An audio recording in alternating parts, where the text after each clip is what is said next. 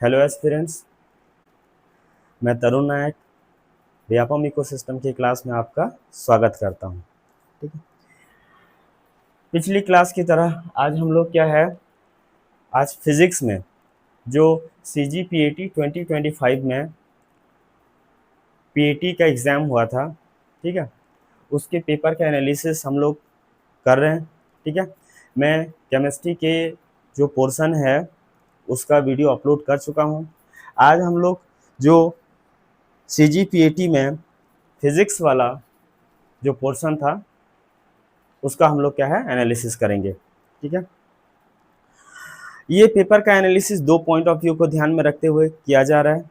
एक, जो आप पेपर दिला चुके हैं उनको एक आइडिया हो जाएगा, उनको एक पता चल जाएगा कि उन्होंने कितना क्वेश्चंस सही किया है। ठीक है, और जब मॉडल आंसर आएगा, ठीक है, तो अगर किसी क्वेश्चंस में ऑब्जेक्शन होगा, ठीक है, आपको कि आपका आंसर ये था और मॉडल आंसर में वो आंसर ले चुका है, लिया हुआ है व्यापम ने, तो आप उसको वेरीफाई कर सकते हैं और उसके बाद आप दावा आपत्ति वगैरह कर सकते हैं।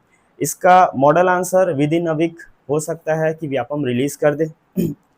दूसरा पॉइंट ये है कि इन फ्यूचर अगर कोई स्टूडेंट एग्ज़ाम देने वाले हैं, ठीक है, 2026 में, तो उनके लिए ये जो पेपर का एनालिसिस है ये हेल्प करेगा कि CGPAT में क्वेश्चंस कैसे आते हैं, पैटर्न क्या रहता है, लेवल क्या रहता है। ठीक है, दोनों ही पॉइंट ऑफ व्यू से इम्पोर्टेंट है। ठीक है, तो हम लोग स्टार्ट करते हैं इसका एनालिसिस फिजिक्स वाले का। ठीक, फिजिक्स वाले सेक्शन का मेरे पास जो सेट है वो सेट डी है। ठीक है, मेरे पास जो सेट है सेट डी है। आपके पास जो भी सेट होगा, मैं यहाँ पे क्वेश्चंस का एक सॉल्यूशन नोट कर दिया हूँ। ठीक है, आपको स्क्रीन पे ये पेपर है वो भी दिख रहा होगा। ठीक है, तो आप अपने सेट के अकॉर्डिंग मैच करते हुए चलेंगे। ठीक है, तो ये जो सेट है मेरे पास, इसमें क्वेश्चन नंबर 1 जो है, क्वेश्चन नंबर 1 से क्वेश्चन नंबर 50 तक, ठीक है, फिजिक्स है। आपके सेट में जो भी होगा आप मैच करते हुए चलिए। चलिए फिर स्टार्ट करते हैं एनालिसिस। देखो, क्वेश्चन नंबर 1 जो है फिजिक्स में वो है, मैं रीड करते चल रहा हूं। If the kinetic energy of a body become 4 time of its initial value then new momentum will be. ठीक है, ये क्वेश्चंस जो है, ये क्वेश्चंस इस थोड़ा सा ऐसा था कि मॉडरेट था। कैसा है कि अगर आपको रिलेशन पता है किसमें, मोमेंटम में और काइनेटिक एनर्जी में, काइनेटिक मोमेंटम और काइनेटिक एनर्जी में अगर आपको रिलेशन पता है तो ये क्वेश्चंस बन जाता है। ठीक है, देखो क्या हुआ है, मैं यहाँ पे इस क्वेश्चन को सॉल्व किया हूँ। Momentum equal to √2m kinetic energy. ठीक है, दो कंडीशन है, पहले हमारा मोमेंटम P1 था तो हमारा काइनेटिक एनर्जी KE1 है, ये क्वेश्चन नंबर 1 हुआ। फिर हमारा मोमेंटम जो है चेंज होगा जब हमारा काइनेटिक एनर्जी क्या होगा, चेंज होगा। क्वेश्चन के अकॉर्डिंग क्या है कि काइनेटिक एनर्जी जो है 4 टाइम हो गया, 4 गुना हो गया, 4 टाइम हो गया, तो हमने यहाँ पे 4KE1 नोट किया है। फिर इक्वेशन 1 और इक्वेशन 2 को हम लोग डिवाइड किए तो ये P1/P2 हो जाएगा, 2m/KE1, और ये देखो यहाँ 4 है तो अंडर रूट से बाहर आएगा तो ये 2 हो जाएगा, ये और ये कैंसिल हो गए, P1/P2 इक्वल टू 1/2 हुआ। जब इसको हम लोग सॉल्व करेंगे तो P2 इक्वल टू क्या है, 2P1 होगा। ठीक है, तो इसमें से कौन सा ऑप्शन है, become twice its initial value नहीं होगा, become thrice it's initial value नहीं होगा, become 4 time it's initial value, जो सी ऑप्शन है वो हमारा यहाँ पे करेक्ट होगा। तो क्वेश्चन नंबर 1 का जो सी ऑप्शन है वो करेक्ट होगा। ठीक है, क्वेश्चन नंबर 1 का सी ऑप्शन जो है वो करेक्ट होगा। अब हम लोग जाते हैं सेकंड क्वेश्चन में। देखो, सेकंड क्वेश्चन जो है ये न्यूटन्स लॉ ऑफ कूलिंग पे है। ये चैप्टर 11, सॉरी क्लास 11 का जो थर्मोडाइनेमिक वाला चैप्टर है उससे आया हुआ क्वेश्चन है। ठीक है, तो देखो, according to Newton's law of cooling, the rate of cooling of a body is proportional to del theta to the power n, where del theta is the difference of the temperature of body and the surrounding and n is the equal to। देखो ये question क्या है, cooling पे based है। तो मैं आपको बता दूं कूलिंग कब होता है। ठीक है, कूलिंग क्या होता है, जैसे किसी भी ऑब्जेक्ट का टेम्परेचर पहले ज़्यादा था, अब उसका टेम्परेचर कम हो गया है, तो इस कंडीशन को क्या बोलते हैं, कूलिंग। ठीक है, initial temperature high, final temperature low तो उसको बोलते हैं cooling. Cooling means temperature down, obvious सी बात है, ठीक है। न्यूटन्स लॉ ऑफ कूलिंग जो है क्या होता है, माइनस, है ना, डी टी अपन डी टी। देखो ये कैपिटल टी जो है टेम्परेचर को रिप्रेजेंट कर रहा है और स्मॉल टी जो है वो टाइम को रिप्रेजेंट कर रहा है, ठीक है। तो ये जो है डिफरेंशिएशन वाला इक्वेशन है। माइनस साइन इसलिए आया है क्योंकि इनिशियल टेम्परेचर पहले वाला टेम्परेचर ज्यादा था, फाइनल वाला टेम्परेचर कम है ना, तो वो माइनस डिक्रीज हो रहा है इसलिए माइनस आ रहा है। प्रोपोर्शनल टू टीबी, टीबी मतलब टेम्परेचर ऑफ बॉडी और टेम्परेचर ऑफ सराउंडिंग। देखो जब भी क्या होता है, कूलिंग होता है किसी भी ऑब्जेक्ट का, तो वो अपना टेम्परेचर सराउंडिंग को क्या करते रहता है, ट्रांसफर करते रहता है, ठीक है। तो इसलिए इसका हायर होगा, इसमें लोअर होगा। अब यहाँ पे जो हमारा क्वेश्चन है, वहां पे ये जो टीबी माइनस टी एस है उसके प्लेस पे डेल थीटा ले रखा है, ठीक है। इतने के प्लेस पे डेल थीटा रखा है, ठीक है। तो देखो यहाँ पे डेल थीटा पावर एन, ठीक है, उसने लिया हुआ है क्वेश्चन में, देखिए क्वेश्चन में ये लिया हुआ है, ठीक है। तो देखो ये del theta TB minus TS हो गया, फिर एन की वैल्यू देखो, यहाँ पे पावर कुछ नहीं है, मतलब 1 तो नोट करेंगे ना, तो यहाँ पे एन इक्वल टू क्या हो जाएगा, 1 हो जाएगा। जब इसको और इसको कंपेयर करेंगे तो यहाँ एन के प्लेस पे क्या आ जाएगा, 1, ठीक है। तो वही हमारा क्या है ऑप्शन 1 में, देखो यहाँ पे कौन से ऑप्शन में 1 है, तो हमारे डी ऑप्शन में जो है वैल्यू जो है 1 दिया है। क्लियर हुआ, ठीक है।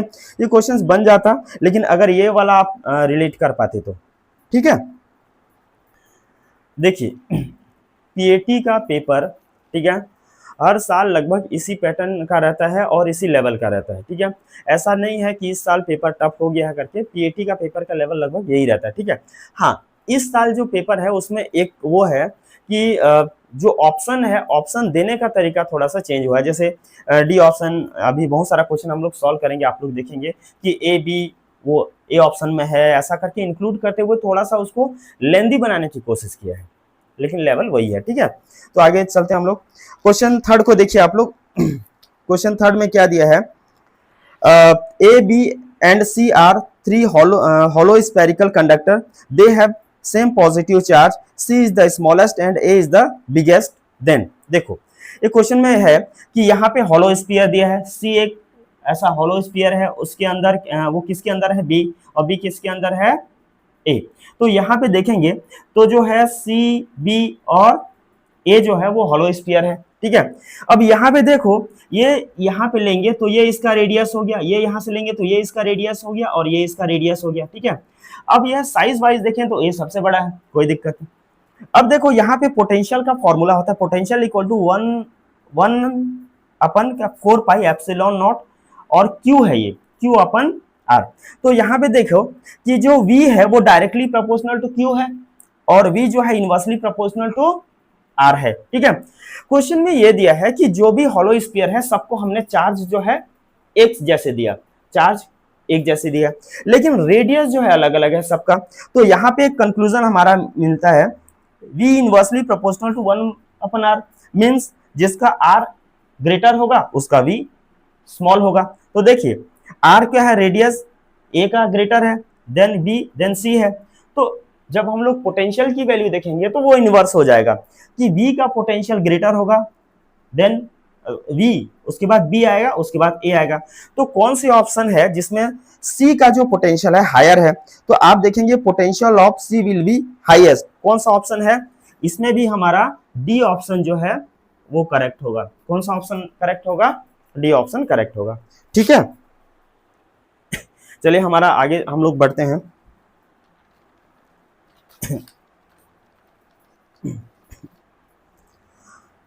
क्वेश्चन नंबर 4, ठीक है। क्वेश्चन नंबर 4 देखिए, विच of the following is not an example of projectile motion, ठीक है।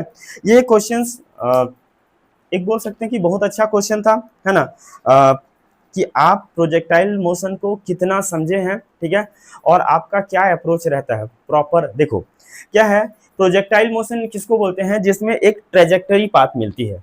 क्या मिलता है, ट्रेजेक्टरी पाथ मिलती है, ठीक है, जिसको हम लोग पैराबोलिक पाथ भी बोल सकते हैं, ठीक है। तो जब ये कोई भी ऑब्जेक्ट ट्रेजेक्टरी पाथ करता है ना, या पैराबोलिक पाथ में मूव करता है, तो उसमें ग्रेविटी का जो है इन्फ्लुएंस रहता है, उसमें ग्रेविटी का इफेक्ट रहता है, ठीक है। तो प्रोजेक्टाइल मोशन में दो चीजें हम लोग कंसीडर करते हैं, एक पैराबोलिक पाथ और ग्रेविटी का इफेक्ट, ठीक है। तो देखो यहाँ पे ये एक ऐसा ऑब्जेक्ट है जिसमें u वेलोसिटी से जा रहा है, तो ये वाला डायरेक्शन जो है u cos थीटा होगा, u sin थीटा होगा, आपने सब चीज पढ़ लिया होगा, ठीक है। देखो जब बुलेट फायर होगा तो ऑब्वियस सी बात है, जैसे ऐसा गया, ठीक है, ऐसा गया, ये ऐसा जा रहा है, कुछ टाइम के बाद क्योंकि ग्रेविटी उस पे एक्ट कर रहा है तो ऐसा होगा, अगर ऐसा किया तो ऐसा डाउन होगा, मींस इसका पाथ पैराबोलिक होगा। स्टोन को क्वेश्चन में देखो, इस जहां पर भी दिया है बी ऑप्शन में हमारा जो दिया है, स्टोन जो है वो थ्रो हो रहा है, लेकिन किस डायरेक्शन में ऐसा नहीं।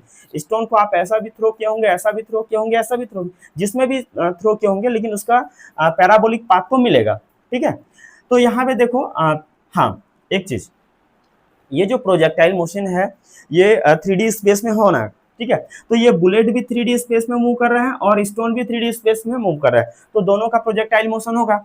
लेकिन देखो यहाँ पे जो एक ऑप्शन है हमारा C option, a car moving on a straight line, देखो कार जो मूव कर रहा है वो कोई 3D स्पेस में मूव तो नहीं कर रहा है, उसके लिए कोई बेस तो होगा ना, कोई बेस है। जब वो किसी बेस को लेते हुए मूव कर रहा है तो वहां पे क्या होगा, वो उसका मोशन जो है स्ट्रेट लाइन होगा। सेकेंड थिंग है a bead sliding on a straight, ये हमारा डी वाला ऑप्शन है, तो बीट भी उसको भी तो कोई बेस मिला है ना, वो 3D स्पेस में मूव नहीं कर रहा है, तो ये दोनों जो है लीनियर मोशन शो करेंगे, ये दोनों जो है लीनियर मोशन शो करेंगे। तो अपने को तो प्रोजेक्टाइल देखना है, ए वाला ऑप्शन और जो है बी वाला ऑप्शन, ए और बी किस में है, हमारा इस केस में ऑप्शन ए जो है वो करेक्ट होगा। क्लियर है?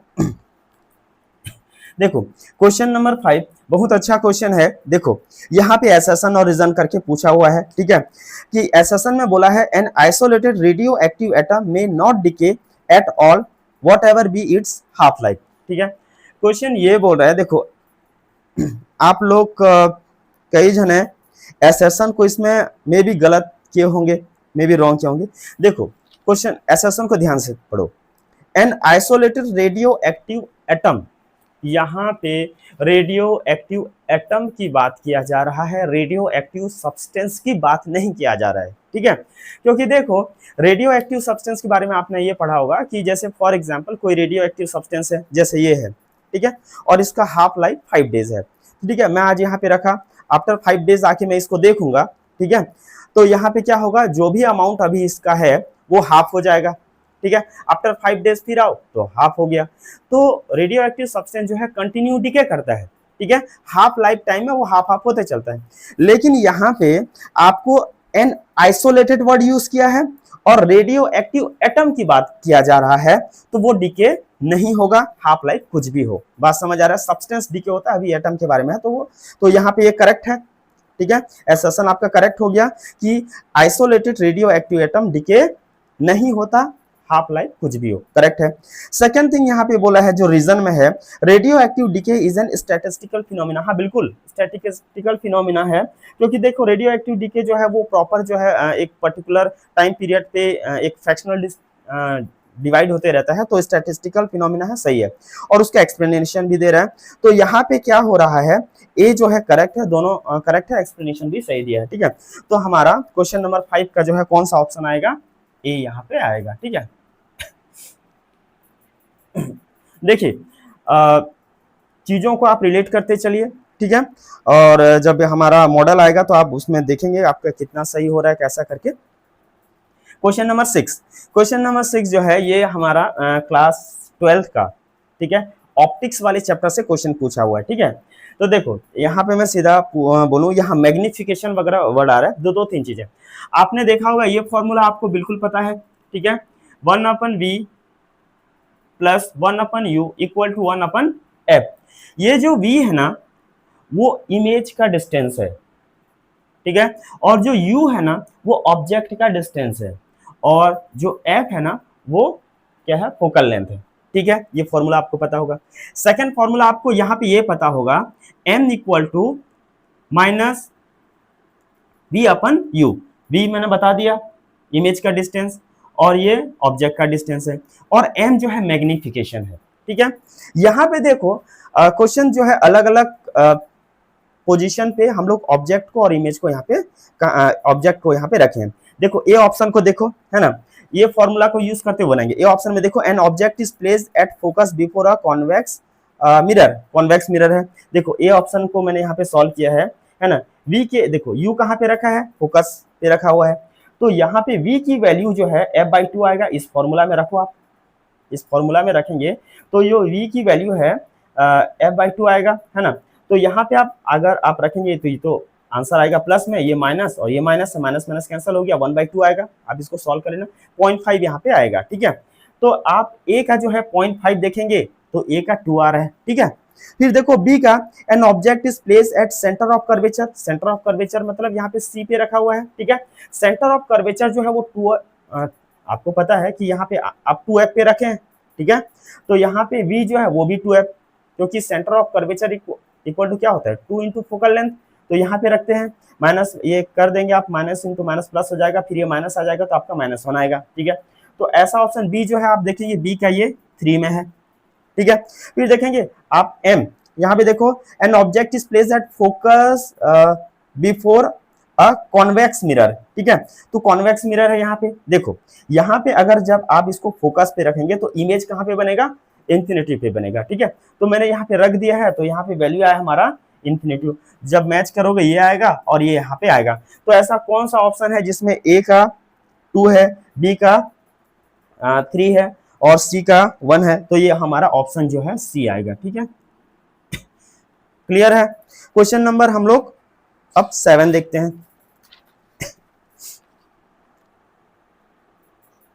क्वेश्चन नंबर 7 में देखो क्या किया है, एक प्रोटॉन जो है मूव कर रहा है, ठीक है। अब proton moving with a constant velocity, उसकी वेलोसिटी कांस्टेंट है, passes through a region of space without any change in its velocity, ठीक है। एक ऐसे स्पेस से पास किया जिसमें उसकी वेलोसिटी जितनी थी उतनी ही है, कोई चेंज नहीं हुआ। If E vector and B vector represent the electric and magnetic field respectively, then the region of space may be, देखो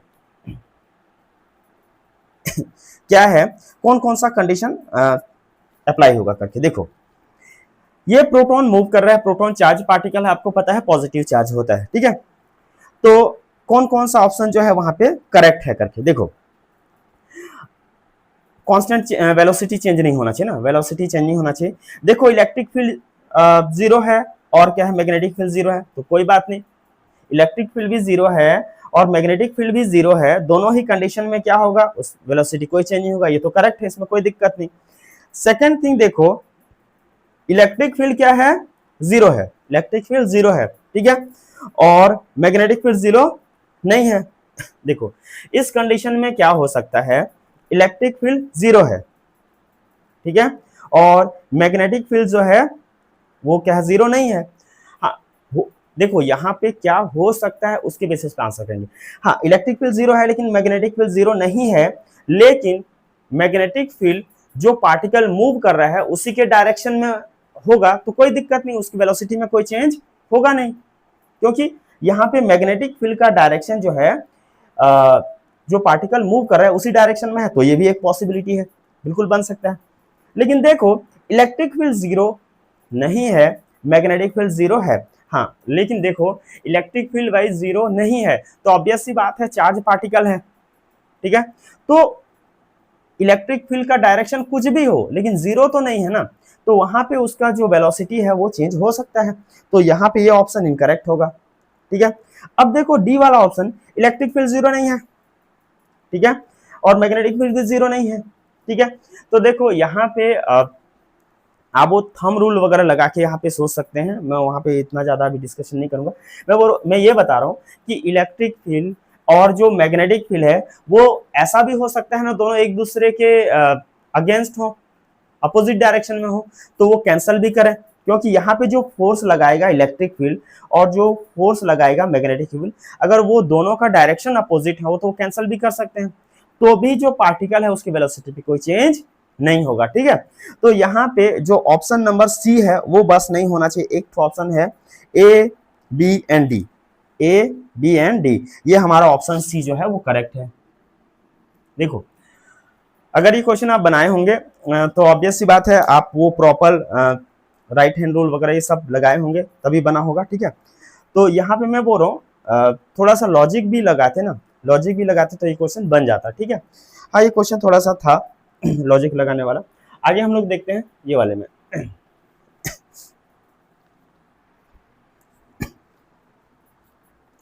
क्वेश्चन नंबर 8, ठीक है। क्वेश्चन नंबर 8 जो है एक ऐसा क्वेश्चन है जो क्लास 9th 8th वाले, ये बड़ा लॉजिक क्वेश्चन है, मैं ये बोल रहा हूँ, ठीक है। क्लास 9 से भी इसके कॉन्सेप्ट स्टार्ट हो जाते हैं, बिल्कुल बन जाना चाहिए था। देखो यहाँ पे क्वेश्चन क्या बोल रहे हैं, nucleus of an atom whose atomic mass is 24। देखो मास दे दिया है, ठीक है, मास दे दिया है। तो मैं आपको बताऊं जो ये मास होता है ना, ठीक है, वो किसके इक्वल होता है, नंबर ऑफ प्रोटॉन और number of number of neutron plus number of proton के इक्वल होता है, ठीक है। आपको मैं बता दूं अगर कोई एटम न्यूट्रल है, अगर कोई एटम न्यूट्रल है तो उसमें जितने प्रोटॉन होते हैं क्या होता है, उतने ही क्या होते हैं, इलेक्ट्रॉन होते हैं, ठीक है। तो देखो यहाँ पे n plus P equal to 24 हुआ, ठीक है, n plus P equal to 24 हुआ। और न्यूट्रल कंडीशन के लिए p और ये दोनों इक्वल होते हैं, तो एक ही कंडीशन यहाँ पे दिख रहा है, देखो है ना। यहाँ पे इसको अगर हम लोग क्या रखें 13, एक कंडीशन यहाँ पे आएगा 13, ये एक मिनट ये जो है 13 होगा तब जाके टोटल इक्वल होगा ना। हाँ देखो न्यूट्रॉन क्या है 13, और न्यूट्रॉन और प्रोटॉन अगर दोनों को ऐड कर रहे हैं तो 24 हो रहा है n प्लस पी, ठीक है। और जितना प्रोटॉन होगा उतना इलेक्ट्रॉन होगा। तो आपका कौन सा ऑप्शन ऐसा है जिसमें ये है, तो आपका ये ए जो ऑप्शन है वो करेक्ट होगा, ठीक है। बड़ा इजी क्वेश्चन था। आगे देखते हैं, ट्रांसफॉर्मर से क्वेश्चन दिया है, ठीक है। देखो in a transformer the number of primary coil turn in 4 time that of the secondary coil, its primary coil is connected to AC source of voltage V। देखो क्या है यहाँ पे, transformer the number of primary coil, देखो यहाँ पे ना primary coil है और ये सेकेंडरी कॉइल है, ठीक है। अब यहाँ पे देखते हैं, यहाँ पे जो N1 है ये टर्न्स है जो भी है, और यहाँ पे करंट I1 जा रहा है, यहाँ पे N2 है, यहाँ पे हमने टर्न्स को दिखा दिया, और ये N2 है, ये I2 है, ठीक है। यहाँ पे क्वेश्चन के अकॉर्डिंग ये है जो N1 है इसमें जो नंबर ऑफ टर्न्स है, जो नंबर ऑफ टर्न्स है वो N2 है ना उससे 4 टाइम ज्यादा है, ठीक है। ट्रांसफार्मर के लिए आपको पता होना चाहिए V1 upon V2 equal to N1 upon N2 और I2 अपन I1 दिया है, ठीक है। यहाँ पे वोल्टेज वाला टर्म्स के लिए क्वेश्चन नहीं पूछा है तो इसको हटा देते हैं। तो हमारा क्या हुआ, देखो I2 upon I1 equal to N1 के प्लेस पे क्या रखेंगे 4N2 और N अपन N2 रखेंगे, ये N2 और N2 कैंसिल हो जाएगा तो I2, ठीक है, I2 इक्वल टू 4I1 होगा। तो ऐसा कौन सा ऑप्शन है जिसमें ये है, ठीक है। Current through it's secondary coil 4 time of the primary coil, ठीक है। तो करंट वाला दिया है, वोल्टेज अगर secondary coil is about 4 times, तो अपने को देखो यहाँ पे वोल्टेज से भी क्वेश्चन पूछा है, लेकिन देखो current through it's secondary coil, current through it's secondary coil I2 is about the 4 time that of the current through its primary. तो यहाँ पे देखो ए ऑप्शन जो है आपका करेक्ट जा रहा है।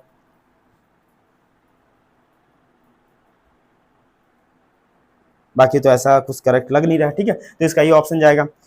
और क्वेश्चन नंबर 10 का देखो, क्वेश्चन नंबर 10 में क्या दिया है, याद रखना यहाँ पे 2-3 चीजें हैं। अगर नॉन रिजिड बॉडी है और एक्सटर्नल फोर्स एक्ट नहीं कर रहा है, ध्यान ये आपको याद भी रहता तो भी बन जाता, नॉन रिजिड बॉडी है और एक्सटर्नल फोर्स एक्ट नहीं कर रहा है तो जो भी मोमेंटम हो, चाहे लीनियर मोमेंटम और एंगुलर मोमेंटम दोनों के दोनों क्या हो जाते हैं, कांस्टेंट होते हैं। बाकी जो भी है नॉन रिजिड बॉडी के लिए काइनेटिक एनर्जी और मोमेंट ऑफ इनर्शिया दोनों चेंज होगा। तो यहाँ पे हमारा जो डी वाला ऑप्शन है, ये डी वाला ऑप्शन है वो करेक्ट होगा, ठीक है। चलो ठीक है, आगे क्वेश्चन को हम लोग देखते हैं।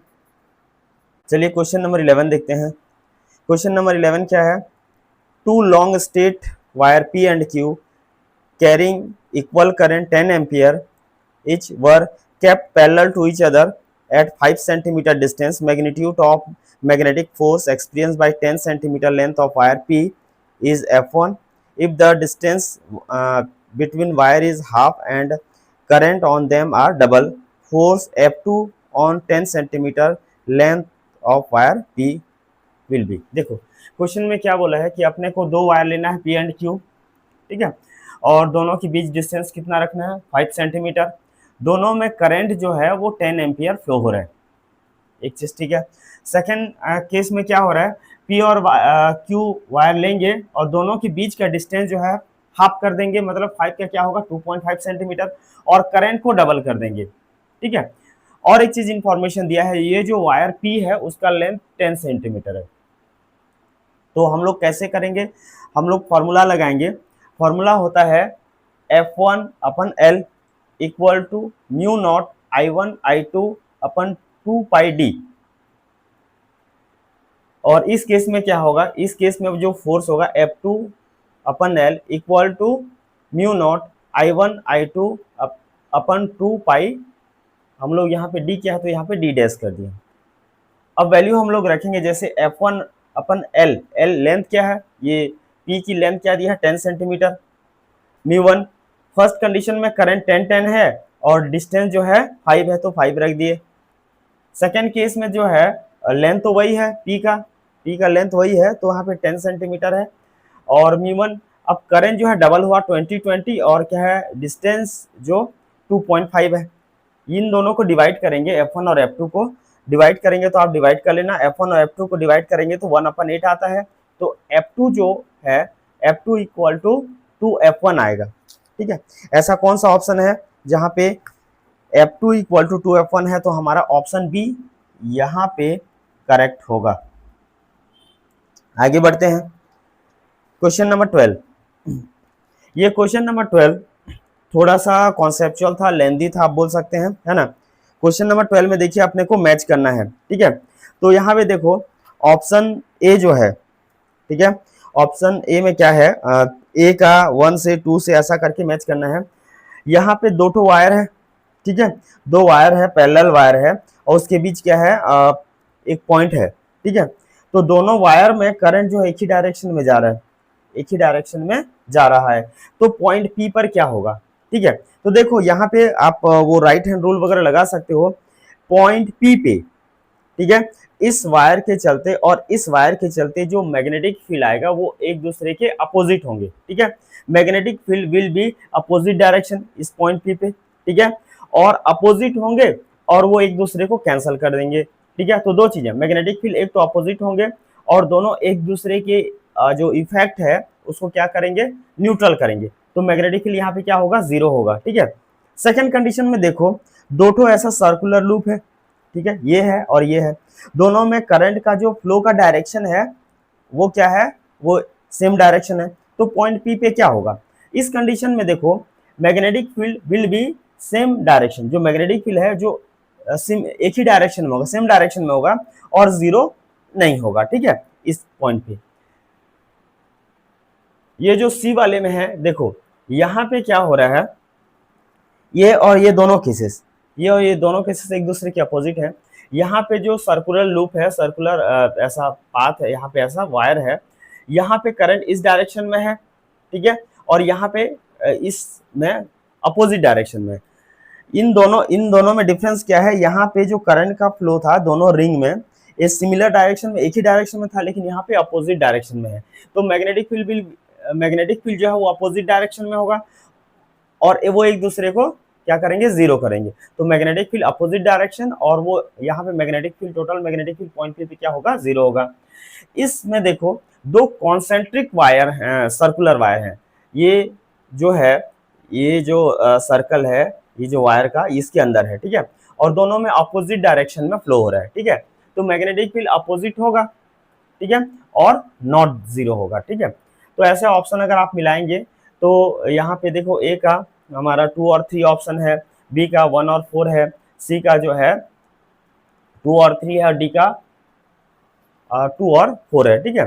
तो यहाँ पे हमारा ऑप्शन सी जो है करेक्ट जा रहा है। 13 क्वेश्चन को सॉल्व करने के लिए आपको एक चीज पता होना चाहिए, जो इंटेंसिटी है और एम्पलीट्यूड है उसमें क्या रिलेशन है, ठीक है। क्वेश्चन क्या है, the ratio of intensities of two waves are given by 4:1, the ratio of the amplitude of the two waves is, देखो intensity proportional to square of the amplitude, intensity proportional to square of the amplitude है। तो यहाँ पे देखो अगर हम लोग रखेंगे I1 I2 करेंगे तो A1 स्क्वायर अपन क्या होगा, A2 स्क्वायर होगा। इसको सॉल्व करेंगे तो देखो A1 A2 करेंगे तो यहाँ पे ये दोनों में अंडर रूट रख जाएगा। A1 I1 की वैल्यू 4 है और I2 की वैल्यू 1 है, तो इसको सॉल्व करेंगे तो A1 upon A2 equal to 2 upon A 2:1 option कौन सा है, तो इस केस में हमारा जो है ऑप्शन ए जो है वो करेक्ट होगा। आगे हम लोग चलते हैं क्वेश्चन नंबर 14। क्वेश्चन नंबर 14 में क्या दिया है, if the source of light used in Young's double slit experiment is change from blue to red then, देखो दो तीन चीजें हैं। पहले यहाँ पे ब्लू टू रेड अगर हम लोग कर रहे हैं, यहाँ पे कलर क्या हो रहा है, चेंज हो रहा है ब्लू टू रेड, तो फर्स्ट ऑफ ऑल जो वेव लेंथ है ना वो क्या होगा, डिक्रीज हो जाएगा। वेव लेंथ क्या हो जाएगा, डिक्रीज हो जाएगा। वेव लेंथ के डिक्रीज होने से वो जो कॉन्सिक्यूटिव फ्रिंजेस है वो एक दूसरे के क्या हो जाएंगे, क्लोज आ जाएंगे। Consecutive fringes will come closer, ठीक है। और इसका क्या रिजल्ट होगा, the number of maxima form on the screen increases, ठीक है। तो यहाँ पे क्या होगा, दो ही ऑप्शन हमारा ऐसा है, ये और ये, देखिए दो ही ऑप्शन है हमारा। बी जो ऑप्शन है उसमें बी और सी है, तो इस केस में 14 में क्या हो जाएगा, बी जो है हमारा करेक्ट होगा। आगे क्वेश्चन नंबर हम लोग क्या करते हैं, 15 को देखते हैं। 15 में देखो दो तीन चीजें हैं। यहाँ पे बोला गया है कि एक मैग्नेट है, ठीक है, एक बार मैग्नेट होगा, उसके नॉर्थ पोल को हम लोग क्या है, जो अर्थ के नॉर्थ डायरेक्शन में रखते हैं और साउथ पोल को अर्थ के जो है साउथ वाले पोल में हम लोग ऐसा के डायरेक्शन में रखते हैं।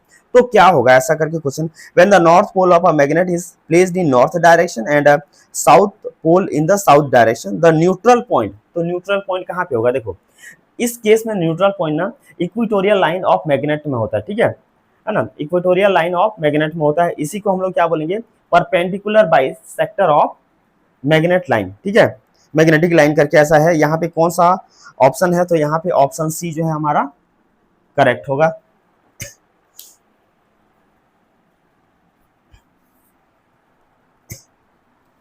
आगे देखते हैं हमारा क्वेश्चन नंबर 16, ठीक है। क्वेश्चन नंबर 16 में दो तीन चीजें हैं। क्वेश्चन क्या दिया है, a disc is rolling on the inclined plane, एक जो डिस्क है वो एक इंक्लाइंड प्लेन में क्या हो रहा है, रोल हो रहा है। तो what is the ratio of its rotational kinetic energy to total kinetic energy, देखो मैं यहाँ पे दोनों का फॉर्मूला नोट कर दिया हूँ, ठीक है। रोटेशनल काइनेटिक एनर्जी का क्या होता है 1/4 mv² और टोटल काइनेटिक एनर्जी का होता है 3/4 mv²। दोनों को हम लोग क्या है डिवाइड करेंगे तो अपने को आंसर आएगा 1:3। कौन सा ऑप्शन है, तो इस केस में ऑप्शन जो है बी ये होगा करेक्ट, ठीक है। आगे क्वेश्चन नंबर 17 में देखते हैं, the moment of inertia of ring, देखो इस क्वेश्चन में थोड़ा सा मेरे को डाउट है, जितना मेरे को पता चला उसके अकॉर्डिंग आंसर मैं बताने की कोशिश करूंगा, ठीक है। देखो moment of inertia of ring about the centre mr², ठीक है। Moment of inertia of solid disc about a tangent point 5/4 mr² होता है। थिन रॉड का यहाँ पे रेडियस वगैरह कंसीडर नहीं करते तो 1/12 ml² आता है। और moment of inertia of solid cylinder about the central axis 1/2 mr²।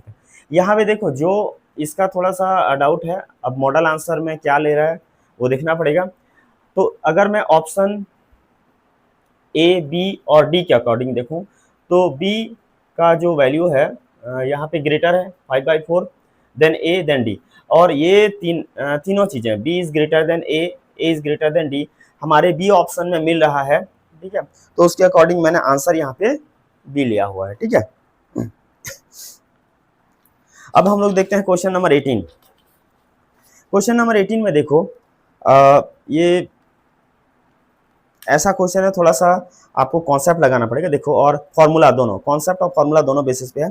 ये बोला गया है parallel plate capacitor is a charge storage device, ठीक है। फिर एसर्शन बोल रहा है अ parallel plate capacitor with air can store infinite charge, ये तो गलत है।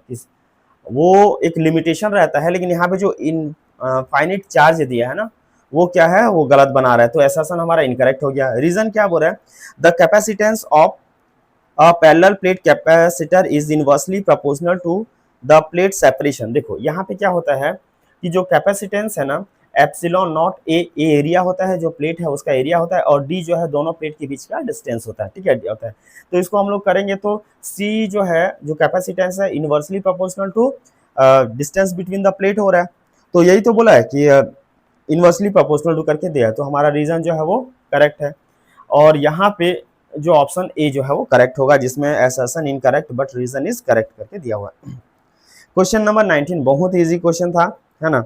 यहाँ पे आपको पता होना चाहिए कि 1 मीटर के, देखो 1 माइक्रोन क्या होता है, 10⁻6 होता है, 1 नैनोमीटर 10⁻9 होता है, 1 एंगस्ट्रॉम 10⁻10 मीटर होता है, और 1 फर्मी 10⁻−15 होता है।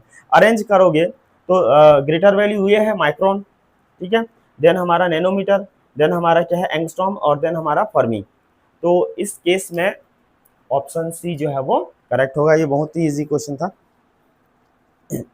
देखो हुक्स लॉ, क्वेश्चन नंबर 20 में देखो, according to Hooke's law of elasticity if stress is increase the ratio of stress to strain, ऐसा करके देखो यहाँ पे हुक्स लॉ ऑफ इलास्टिसिटी में क्या होता है, स्ट्रेस जो है वो प्रोपोर्शनल टू क्या होता है, स्ट्रेन होगा। तो यहाँ पे बोला है कि जब स्ट्रेस इंक्रीज होगा तो ऑब्वियस सी बात है स्ट्रेन भी इंक्रीज होगा, ये दोनों इंक्रीज होंगे। तो यहाँ पे देखो स्ट्रेस इक्वल टू कांस्टेंट और स्ट्रेन, तो constant equal to stress upon strain, और इसी ये जो कांस्टेंट है इसको यंग्स मॉड्यूलस बोलते हैं। देखो ये क्वेश्चन अच्छा दिया था, ये इसमें ऑप्शन डी जो है करेक्ट होगा,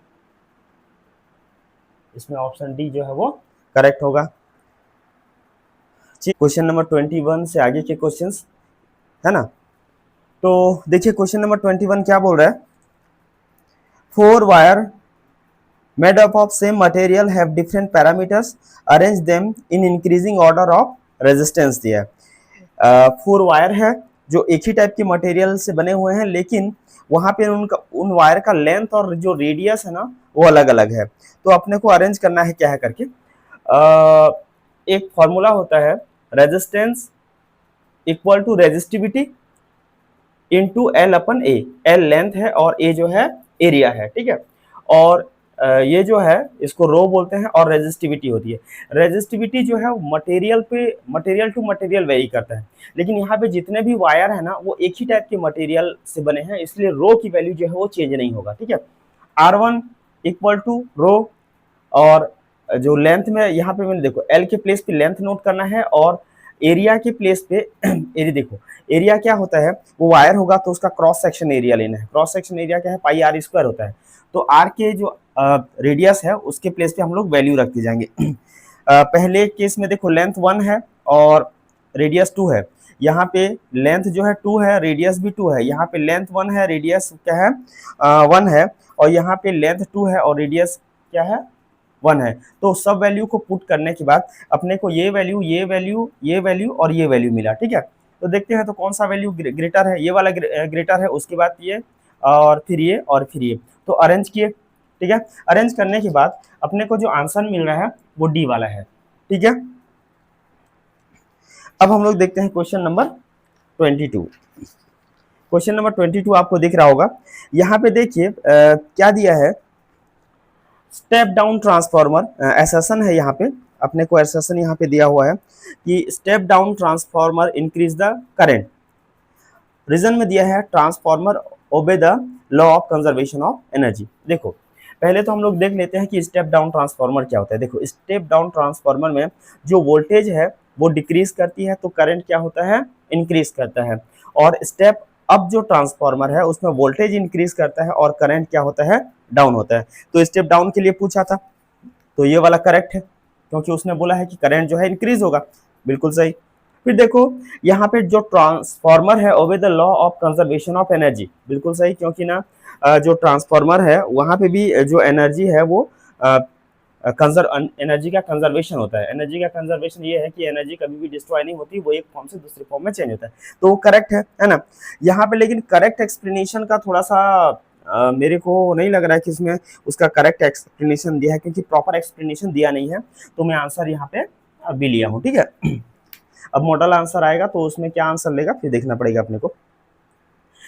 क्वेश्चन जो है 23rd में देखते हैं, एक इलेक्ट्रिक डायपोल, देखो an electric dipole is placed in uniform electric field making an angle 30 degree with the electric field, the dipole will experience, ऐसा करके क्वेश्चन दिया। देखो क्वेश्चन में जो बोल रहा है मैं बता दे रहा हूँ। एक जो है नॉन यूनिफॉर्म इलेक्ट्रिक फील्ड, ये जो है इलेक्ट्रिक फील्ड मैंने क्या ले लिया, नॉन यूनिफॉर्म इलेक्ट्रिक फील्ड लिए, ठीक है।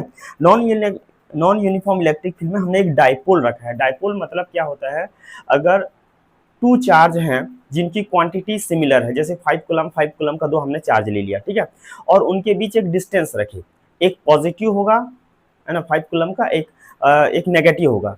चार्ज की वैल्यू क्या होना चाहिए, इक्वल होना चाहिए, लेकिन जो उनका साइन जो है ना वो अलग अलग होना चाहिए। वो एक पर्टिकुलर डिस्टेंस में रखते हैं तो उसको क्या बोलते हैं, डाइपोल। तो देखो यहाँ पे प्लस क्यू है और माइनस क्यू है, ठीक है। और यहाँ पे देखो दोनों पे जो फोर्स लगेगा ना, वो फोर्स जो है वो अनइक्वल टाइप का फोर्स लगेगा। देखो यहाँ पे F1 लग रहा है, यहाँ पे F2 लग रहा है, ठीक है, क्योंकि ये नॉन यूनिफॉर्म इलेक्ट्रिक फील्ड में है तो टॉर्क लगेगा, हाँ बिल्कुल टॉर्क लगेगा। और ट्रांसलेटरी फोर्स भी होगा। देखो ट्रांसलेटरी फोर्स मतलब यहाँ पे वो क्या है, मूव भी कर सकता है। तो ये दोनों चीजें, क्योंकि अनइक्वल फोर्सेस होंगे, अनइक्वल इलेक्ट्रिक फील्ड है तो जो फोर्सेस है वो भी अलग अलग हो सकते हैं। तो टॉर्क और जो हमारा क्या हो सकता है, ट्रांसलेटरी फोर्स दोनों होगा। तो ऐसा कौन सा ऑप्शन है जिसमें ऐसा दिया हुआ है, तो ऑप्शन जो है इस केस में हमारा क्या होगा, बी होगा, ठीक है। आगे देखते हैं। देखिए इस बार जो पीएटी का एग्जाम है, अगर हम लोग दूसरे जो पिछले साल है उससे कंपेयर करेंगे तो थोड़ा सा टफ जरूर है, ठीक है। क्वेश्चंस का लेवल जो है थोड़ा सा अप है। जनरली थोड़ा सा इससे इजी हुआ करता है, लेकिन इस बार थोड़ा सा क्वेश्चन जो है वो टफ हुआ है। देखते हैं आगे हम लोग क्वेश्चन नंबर 24, ठीक है। तो देखो क्या क्या दिया है ना, कैपेसिटर आप देखेंगे तो कैपेसिटर जो है वो स्टोरेज ऑफ चार्ज, ये तो पता होगा कि कैपेसिटर जो है चार्ज स्टोर करता है। अर्थ का जो है पोटेंशियल जो है जीरो होता है, ऐसा हम लोग कंसीडर करते हैं, जो जीरो पोटेंशियल हो गया किस। वैन डी ग्राफ देखिए हाई पोटेंशियल डिफरेंस है इसमें। और डाइलेक्ट्रिक मीडियम जो है वो टू डिक्रीज इलेक्ट्रिक फील्ड। तो ऐसा कौन सा ऑप्शन है, देखो ए का 3 और बी का 1, सी का 2 और डी का 4। ये ऑप्शन बी जो है हमारा इस केस में करेक्ट होगा।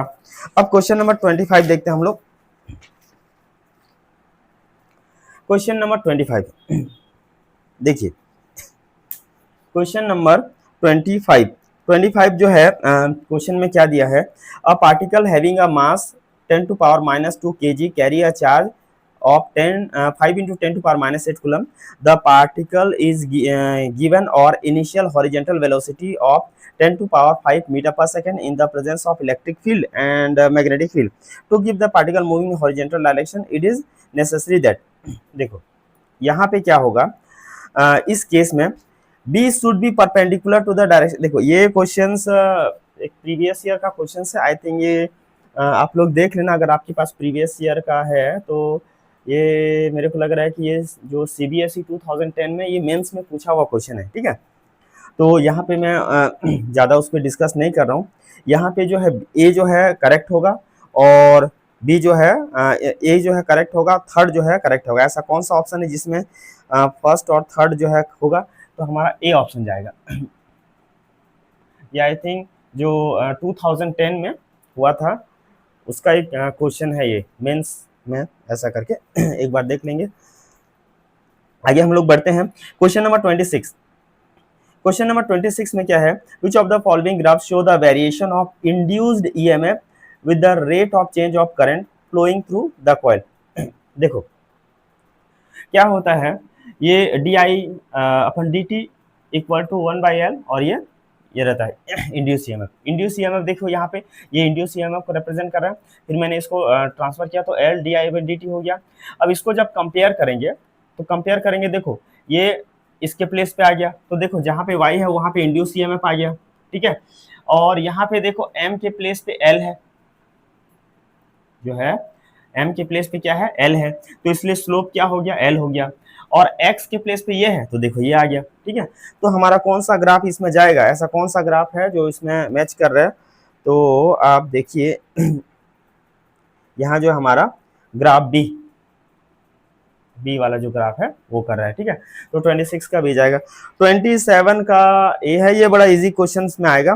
The total work done of a particle is equal to the change in its kinetic energy always. ये जो होता है ये ऑलवेज होता है। आगे देखते हैं 28, ठीक है।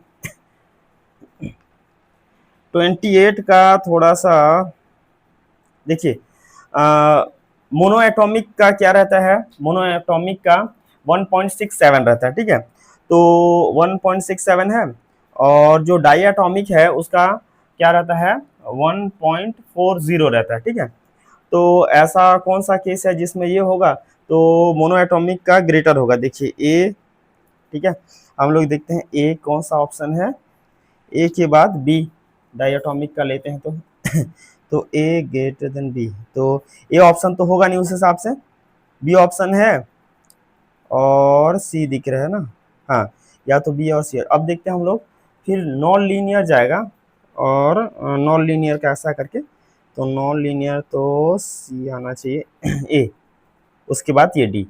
यहाँ तक मेरे अकॉर्डिंग ये जो आंसर है ये जाना चाहिए सी, ठीक है। आप लोग इसको थोड़ा देख लेंगे, इसमें सी ऑप्शन मेरे अकॉर्डिंग जा रहा है 28 में, ठीक है। अब देखते हैं 29 को। 29 में देखो, विच of the following forms virtual और इरेक्ट इमेज, ऐसा किसमें है जिसमें वर्चुअल और इरेक्ट इमेज बनता है। तो इसमें सोचने वाली बात नहीं है भाई, ये कॉन्वेक्स मिरर में ऐसा होता है, मिरर के केस में कॉन्वेक्स मिरर जाएगा और लेंस के केस में कॉन्केव लेंस जाएगा। तो ऐसा कौन सा ऑप्शन है, तो हमारा बी वाला ऑप्शन करेक्ट जाएगा, ठीक है। आगे देखते हैं 30, question number 30। The magnetic field at the centre of a circular coil in tangent galvanometer, ठीक है। देखो, magnetic field at the centre of a circular coil in the tangent galvanometer क्या होता है, मैग्नेटिक फील्ड इक्वल टू, है ना, mu naught N I two R. देखो यहाँ पे अगर देखेंगे तो ये सब चीजों को एक बार कांस्टेंट हम लोग कंसीडर करेंगे, तो ये क्या है, बी प्रोपोर्शनल टू आई। तो यहाँ पे कौन सा ऑप्शन में ऐसा दिया हुआ है, डायरेक्टली प्रोपोर्शनल टू करंट, ये ऑप्शन ए आएगा। ये बड़ा इजी क्वेश्चन था, अगर आपको फॉर्मूला पता रहता तो बिल्कुल ये बन जाता। आगे देखते हैं क्वेश्चन नंबर 31। देखो, क्वेश्चन नंबर 31 जो है ये न्यूक्लियर केमिस्ट्री का क्वेश्चन है, ठीक है, न्यूक्लियर केमिस्ट्री का क्वेश्चन है। देखो यहाँ पे बाइंडिंग एनर्जी पर न्यूक्लियन, ठीक है, और एटॉमिक मास, ये बुक में ये जो ग्राफ है वो दिया रहता है, ठीक है। देखना यहाँ जो है लोअर से स्टार्ट होता है, तो अपने क्वेश्चन में क्या है, हीलियम है, क्रोमियम है, समेरियम है, मर्क्यूरी है, और ये CF है, ठीक है। तो देखो यहाँ से जैसे इंक्रीज करेंगे तो यहाँ पे हीलियम आएगा, उसके बाद सबसे टॉप में एटॉमिक नंबर 60 वाला रहता है, ठीक है। तो यहाँ पे क्रोमियम का देखो मास कितना है, 52, तो जस्ट इसके थोड़ा कम होगा। उसके बाद यहाँ देखो सब जो है इससे डाउन डाउन ऐसा होते जाएंगे, जिसका मतलब एटॉमिक मास ज्यादा होता जाएगा वो और बाद में आएगा, ठीक है। तो अगर मैं क्रोमियम को रखूं, क्रोमियम बी में है। उसके बाद देखो क्या दिया है, समेरियम दिया है, फिर 200 वाला क्या दिया है, Hg का देखो 200 वाला है, ठीक है। फिर E है, लास्ट में हमारा हीलियम आएगा। ऐसा कौन सा ऑप्शन है जिसमें BCDEA है, BCDEA, ये इसमें जो हमारा ऑप्शन सी जा रहा है, ठीक है। आगे देखते हैं 32, क्वेश्चन नंबर 32। क्वेश्चन नंबर 32 में मेरे अकॉर्डिंग थोड़ा सा प्रॉब्लम है, ठीक है, क्योंकि 2 ऑप्शन करेक्ट हो रहा है और एक ऑप्शन इसमें एक्स्ट्रा दिया हुआ है, पता नहीं ये मिसप्रिंट हुआ है क्या है। मेरे अकॉर्डिंग मेरे को लग रहा है कि यहाँ पे 2 ऑप्शन करेक्ट है, इसलिए मैं उसको स्टार रख देता हूँ, क्योंकि मॉडल आंसर आएगा तो देखेंगे। क्वेश्चन नंबर 33, ये अभी सॉल्यूशन नहीं है मेरे पास, इसलिए मैं इसको छोड़ दे रहा हूँ, ठीक है। 33 का मॉडल आएंगे देखेंगे, 33 का नहीं पता। अब क्वेश्चन जाते हैं हम लोग 34 में, ठीक है। 34 में देखिए, 34 में क्या बोल रहा है, a rigid body is that which has a definite shape and size. बिल्कुल सही भाई, उसको रिजिड बोल रहे क्यों रहे हैं, रिजिड इसलिए बोल रहे हैं क्योंकि इसका शेप और साइज जो है क्या होगा, कांस्टेंट होगा, डेफिनेट होगा, ठीक है, चेंज नहीं होगा। रीजन क्या दिया है, distance between the different pairs of particle of such a body do not change on applying any force on it. बिल्कुल सही, क्योंकि देखो अगर ये आप रिजिड बॉडी बोल रहे हैं, ठीक है, रिजिड बॉडी होगा जब इसके पार्टिकल का जो पोजीशन है ना, जो कॉन्स्टिट्यूएंट पार्टिकल वो चेंज नहीं हो रहा है, तो इसका भी स्ट्रक्चर क्यों चेंज होगा, ठीक है। तो यहाँ पे असर्शन करेक्ट है, रीजन भी करेक्ट है, और मेरे अकॉर्डिंग इसका जो एक्सप्लेनेशन भी सही जा रहा है। तो 34 का क्या जाएगा, ए। अब देखते हैं हमारा बोर्स एटॉमिक मॉडल। ये क्वेश्चन नंबर 35 जो है बोर्स एटॉमिक मॉडल से है। देखो, पहली बात तो ये है कि बोर्स एटॉमिक मॉडल जो है वो हाइड्रोजन एटम के लिए था। आपने पढ़ा होगा तो जान रहे होंगे कि Bohr's atomic model hydrogen atom के लिए था और उसके मॉलिक्यूलर फॉर्म के लिए नहीं था। तो ए ऑप्शन देखो, will not be applicable to hydrogen in the molecular form. बिल्कुल, वो हाइड्रोजन के लिए था, हाइड्रोजन के लिए था, हाइड्रोजन मॉलिक्यूल के लिए नहीं था। ठीक है, उसी को बोला है ऑप्शन ए, जो वो हाइड्रोजन मॉलिक्यूल के लिए एप्लीकेबल नहीं है, करेक्ट बोल रहा है। ठीक है, आगे देखो, will not be applicable as it is for helium atom. हाँ, वो बोर्स एटॉमिक मॉडल जो है वो हाइड्रोजन एंड हाइड्रोजन लाइक के लिए था। ठीक है, और मल्टी इलेक्ट्रॉन सिस्टम के लिए वो नहीं था। ठीक है, तो वो भी करेक्ट है, ए करेक्ट है, बी करेक्ट है। Is valid only at room temperature, नहीं, ये इनकरेक्ट है। Predict continuous as well as discrete spectral line, यही तो इसका तो क्या है, यहाँ पे प्रॉपर वो सब चीजों का नहीं बता पाया था, तो यहाँ पे ऑप्शन ए और बी जा रहा है। इसके अकॉर्डिंग ये जो है ए हमारा करेक्ट होगा। 36 को देखते हैं। देखो, ये 36 जो है मॉडर्न फिजिक्स का है। ठीक है भाई, देखो फॉरबिडन एनर्जी गैप, देखो कंडक्शन बैंड और वैलेंस बैंड। ठीक है, कंडक्शन बैंड, और देखो यहाँ पे ऐसा वैलेंस बैंड है और यहाँ पे ये कंडक्शन बैंड है। ठीक है, यहाँ जो गैप है उसको फॉरबिडन एनर्जी गैप बोलते हैं। क्या बोलते हैं? वैलेंस बैंड और जो कंडक्शन बैंड है उसके बीच की गैप को क्या बोलते हैं? फॉरबिडन एनर्जी गैप बोलते हैं। इंसुलेटर में सबसे ज्यादा होगा, इसलिए तो इंसुलेटर है वो, गैप ज्यादा है तो एनर्जी ज्यादा देना पड़ता है। उसके बाद देखो, आप याद रखना, जो सेमीकंडक्टर टू टाइप का होता है, सेमीकंडक्टर टू टाइप का रहता है, एक इंट्रिंसिक टाइप का और एक एक्सट्रिंसिक टाइप का। तो इन वाला पहले आएगा, गैप ज्यादा होगा, फिर एक्स वाला आएगा, इन एक्स, देन क्या है कंडक्टर, कंडक्टर का सबसे कम होता है। तो ये ऑप्शन जब आप देखोगे तो ए आ रहेगा। ठीक है, उसके बाद देखो 37, eight critical temperature surface tension of liquid is, उससे सोचने वाली बात क्या है? जीरो है। ठीक है, कौन सा ऑप्शन है? ये जो है हमारा ऑप्शन ए होगा। ठीक है, 37 का ए। 38 का देखते हैं। देखिए, ये जो क्वेश्चन है आपको बुक में मिल जाएगा और कई क्वेश्चन कई एग्जाम में आ चुका है ये वाला। ठीक है, अब देखते हैं यहाँ पे क्या है 38 में। Charge is uniformly distributed on a thin spherical shell of radius R, the graph showing the variation of electric field E with distance R. देखो, पहली बात तो यहाँ पे जो इलेक्ट्रिक फील्ड है ना, वो इसका क्या रिलेशन है? इलेक्ट्रिक फील्ड इक्वल टू के क्यू अपन क्या है आर, ये जो रेडियस है उसका क्या है, एक इनवर्सली प्रोपोर्शनल टू है और उसका आर का स्क्वायर है। तो इनके बीच जो ग्राफ होगा ना, इनके बीच जो भी ग्राफ होगा वो एक्सपोनेंशियल डिक्रीजिंग ग्राफ होगा, इस रिलेशन से पता चला। अब देखो, ये स्फीयर जो है हॉलो है, जब इसको हम लोग चार्ज देंगे ना तो इनसाइड चार्ज जीरो हो जाएगा और उसके सरफेस पे पूरा चार्ज आएगा। तो अब इस सरफेस से जैसे हम लोग दूर जाएंगे तो क्या है, इलेक्ट्रिक फील्ड क्या होता जाएगा, धीरे धीरे क्या होता जाएगा, डिक्रीज होते जाएगा। तो देखो यहीं पे देखो इलेक्ट्रिक फील्ड यहाँ पे मैक्सिमम है रेडियस पे, फिर वो डिक्रीज करते गया है। तो ऐसा कौन सा ऑप्शन है? यहाँ पे जाएगा ऑप्शन बी। क्वेश्चन नंबर 39, ये बहुत इजी है। ठीक है, कई बार हम लोग पढ़ा है। ठीक है, लाइमन, देखो लाइमन का सबसे कम होगा, लाइमन बामर सी वाला है, पाशन, लाइमन बामर पाशन ब्रैकेट फुंड करके ऐसा बोलते हैं। तो इसको अगर मिलाएंगे तो ए सी बी डी ई, ये कौन सा ऑप्शन है? ये ऑप्शन जाएगा हमारा बी। ठीक है, अब क्वेश्चन नंबर 40, ये भी हमारा क्या है, सेमीकंडक्टर वाला चैप्टर जो है 12th में है, उसी से है। तो देखो, आपको याद रखना है कि जो कंडक्टर है, ठीक है, कंडक्टर के लिए क्या है अपना जो सेमीकंडक्टर सेपरेशन बिटवीन द, हाँ, सेपरेशन बिटवीन कंडक्टर में जो ये जो गैप है ना, जो कंडक्शन बैंड और वैलेंस बैंड का जो गैप है वहां पे जो रखता है वो जीरो रहता है। ठीक है, इंसुलेटर में क्या है, वन ग्रेटर देन क्या, 1 इलेक्ट्रॉन वोल्ट होगा और सेमीकंडक्टर में एग्जैक्ट 1 इलेक्ट्रॉन वोल्ट होगा। तो कौन सा ऑप्शन जाएगा हमारा 40 का? जाएगा हमारा सी। ठीक है, चलिए ठीक है, हमारा कुछ क्वेश्चन बच गया है। क्वेश्चन नंबर 41, क्वेश्चन नंबर 41 में देखिए, ये ऑप्टिक्स से रिलेटेड है। प्रिज्म का एंगल दे दिया है ए 60 और डेल्टा जो है 30 और म्यू अपने को पूछ रहे हैं ना, रिफ्रैक्टिव इंडेक्स पूछ रहा है। तो साइन ए ये डेविएशन एंगल वाला है, A plus angle of deviation by 2 और साइन ए बाय 2। ठीक है, तो यहाँ पे वैल्यू को रखेंगे तो ये 90 होगा, ये 60 होगा, डिवाइड किया तो साइन 45 साइन 30 आ गया और साइन 45 की वैल्यू 1/√2 और साइन 30 की वैल्यू क्या है 2/1। कैंसिल किए तो ये √2 आ गया, ठीक है। इसके अकॉर्डिंग हमारा कौन सा ऑप्शन है, ऑप्शन बी जो है वो करेक्ट है। आगे देखते हैं क्वेश्चन नंबर 42 में, ठीक है। क्वेश्चन नंबर 42 में वो पूछा है मोनोएटॉमिक का क्या होता है, जो सीवी पूछ रहा है ना, सीवी 3/2, डायटोमिक का क्या है 5/2, लीनियर का ये रहता है, नॉन लीनियर का ये रहता है, सबको आप मैच करेंगे तो ये आपको ऑप्शन जाएगा सी, ठीक है। अब हम लोग देखते हैं क्वेश्चन नंबर 43। क्वेश्चन नंबर 43 क्या है, ये एक आया हुआ क्वेश्चन है। देखिए क्या है, the close loop PQRS of wire is move into a uniform magnetic field at right angle to the plane of paper as shown in the figure, predict the direction of induce current. देखो induce current क्या होता है, ये Lenz law का problem है।